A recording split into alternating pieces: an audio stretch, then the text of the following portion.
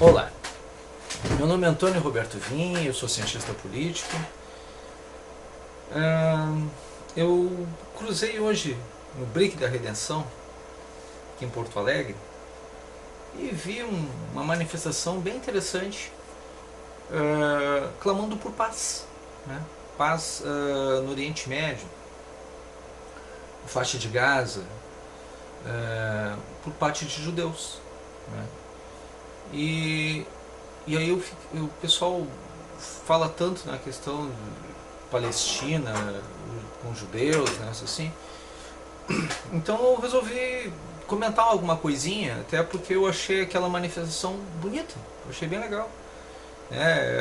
Eu acho que a gente tem que sempre preservar, sempre que puder, sempre que for possível, tentar manter a paz, né? E a alegação deles pela questão da paz é uma questão bem interessante, né? Nós temos tecnologia, nós trabalhamos com a questão de... eu não sou judeu, só para avisar, tá? Eles trabalham com a questão de saúde, trabalham com uma série de questões de cunho profissional, né, de qualidade de vida, de estudos, pesquisas. E em contrapartida, né, eles estão querendo desenvolver tecnologicamente, filosoficamente, socialmente, de um processo democrático, segundo foi tudo comentado. E do outro lado, né, a gente vê uma necessidade pura e simples do fundamentalismo. Fundamentalismo religioso. Eu quero explicar uma coisa, como é que funciona lá a questão da faixa de Gaza, porque muita gente não entende como é que funciona a questão. Então eu vou traduzir de uma forma bem simples. Tá? As duas religiões acreditam que o Messias não é Jesus Cristo. As duas. Tá? E apesar de que existe lá templos religiosos cristãos, aquele local ali é considerado o local, pelas três religiões, o local onde nascerá o Messias. No caso da cristã, já nasceu. Mas no caso do islamismo, né, e do caso dos judeus, o Messias ainda não veio. E nascerá naquele local, ali na faixa de Gaza. E o povo que estiver ali será o povo herdeiro dos céus. Então, quando a gente pensa numa situação dessa, assim, bom, então a coisa é cultural, é religiosa, isso aqui é bem pior do que a alegação. Diz, olha, nós queremos ficar ali porque é ali que vai nascer o Messias. Não importa para eles se já mataram o Messias trocentas vezes, né? Porque se tu fica jogando bomba de um lado para o outro, o Messias já pode estar aleijado ou morto, né? Qual é a garantia que tem que eles já não mataram o Messias deles? Tantas vezes que foram bombardeados de um lado para o outro. Então, uma coisa estranha. Claro que com paz, tu dá chance até para vir o tal do Messias que eles acreditam que possa vir. Mas sem paz não tem como.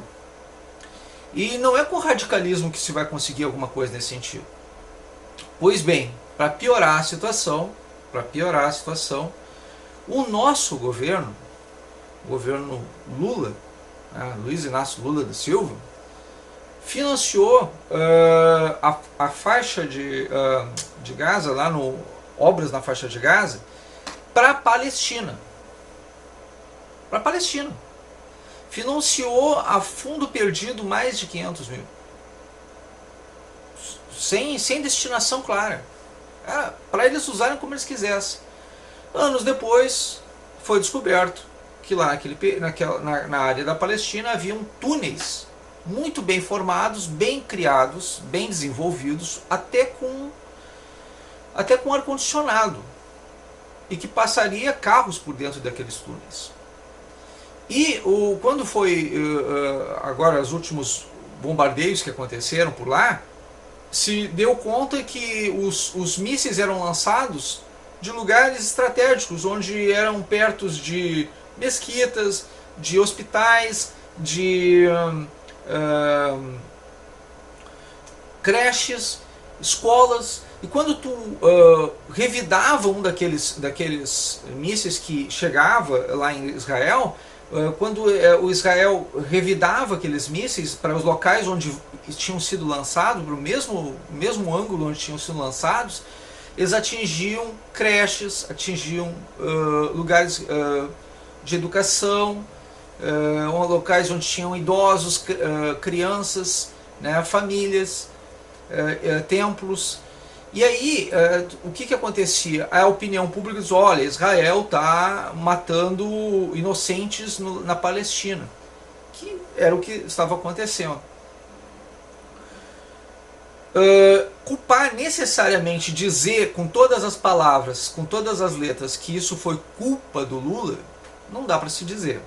Mas no mínimo uma investigação a esse respeito, dessa doação a fundo perdido para um local onde está acontecendo uma guerra. E o fato da nossa atual presidente da República chegar na ONU e dizer que se deveria negociar com o Estado Islâmico, não estou falando aqui do Estado, de algum Estado que desenvolva o islamismo, não. Aquele grupo sanguinário que corta, degola cabeças, que joga fogo nas pessoas enquanto vivas, né? que faz cenas disso, mostra isso para as pessoas, e que agora, pasmem, o pior disso tudo é que está sendo criado um projeto de lei aqui no Brasil que permite que as pessoas tenham acesso às Olimpíadas agora em 2016 sem precisar, acredite se quiser, sem precisar do passaporte. Então, gente, o que acontece? Tu pode deixar que uma pessoa entre no Brasil sem passaporte nenhum, num evento internacional, e comece a partir daí a gerar condições para transformar o nosso país naquilo que está acontecendo hoje no primeiro mundo, na Europa ou no Oriente Médio, ou seja, um berço de radicais islâmicos que vai punir as nossas democracias, as nossas crenças, as nossas liberdades, com o radicalismo, com a imposição de radicalismo deles através de violências, de discriminações, de preconceito, de tudo aquilo que nós aqui no Brasil não vemos dessa maneira no nosso país, nós não vemos o mundo desse modo. Esse radicalismo, esse terrorismo vai ser importado, e está sendo importado por um grupo, por um partido político que quer dialogar com gente que corta a cabeça, quer que a ONU dialogue com gente que corta a cabeça, que ateia fogo em seres humanos, né, que não respeita os direitos humanos de ninguém, e ainda financia uma cultura que não condena sequer isso. Se os palestinos são pessoas de bem, e deveriam ser, né, pela lógica deveriam ser, e é reconhecido, o Brasil reconhece eles como um Estado amigo de alguma maneira, eles deveriam pelo menos, no mínimo, condenar tais práticas, mas não fazem isso, não praticam isso. Se o islamismo defende boas práticas, boa cultura e uma boa religião, se o Alcorão é uma cultura boa, tem obrigação de condenar tais práticas, não se calar diante da injustiça. Não tenho nada contra quem prega o Alcorão, e até pelo contrário, mas a democracia se faz negando as práticas erradas. Se tu quer ter representatividade internacional e qualificação internacional, quando um povo está dizendo assim, eu quero paz, por que vocês não querem paz? Então pelo menos parem e escutem o povo que está dizendo assim, eu quero paz. Agora, dizer que quer igualmente a paz e ter práticas condenatórias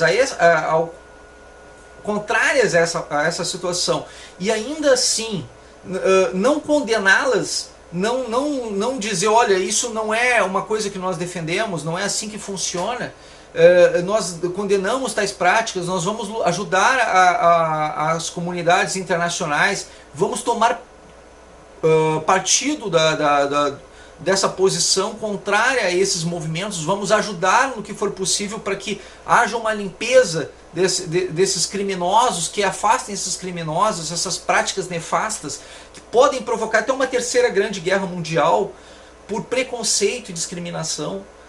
Eles não fazem isso, não estão fazendo isso, não estão tendo essa prática. Então é claro que eu tenho que, nesse momento, me posicionar e tomar um lado a respeito disso. Porque a gente tem que saber se posicionar, porque isso está vindo para o Brasil. Isso está chegando aqui no Brasil. E essa postura que está chegando aqui no Brasil, ela pode prejudicar todos nós. Então eu até vou deixar os vídeos, eu vou fazer uma montagem, colocar os vídeos juntos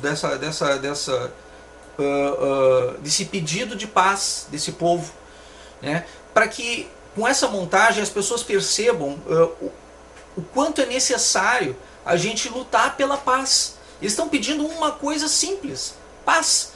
E eu estou pedindo uma coisa simples, que se investigue o que há de fato de direito nessa questão. Porque quando gente, é com o dinheiro da gente, é com imposto. É com o imposto do brasileiro. O dinheiro nosso foi para a Palestina e os nossos governantes estão endossando a Palestina.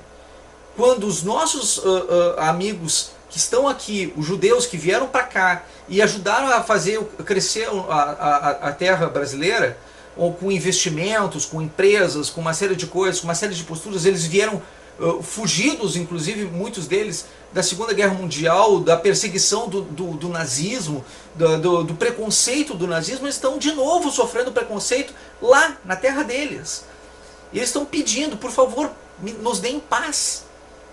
O que eu estou pedindo é paz para todo mundo, e eu estou pedindo também que façam investigações, que combatam a corrupção e que não permitam que as coisas aconteçam de uma forma nefasta para o nosso povo ou para qualquer povo que seja.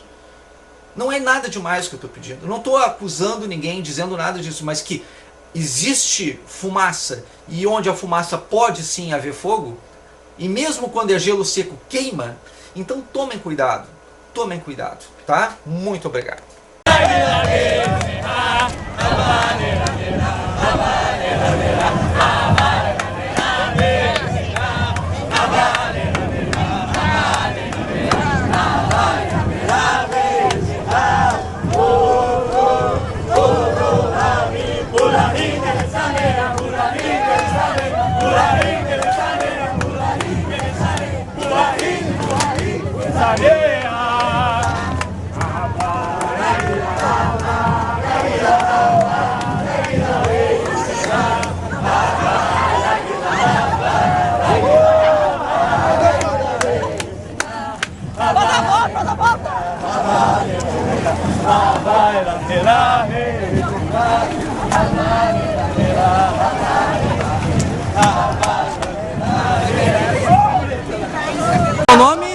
Meu nome é Guedali e eu faço parte do grupo. Que grupo é este? É um grupo da Juventude Judaica Organizada, Sim. Organização Sionista, Sim. as federações sionistas e não sionistas, as federações institucionais da nossa coletividade que organizam todas as instituições.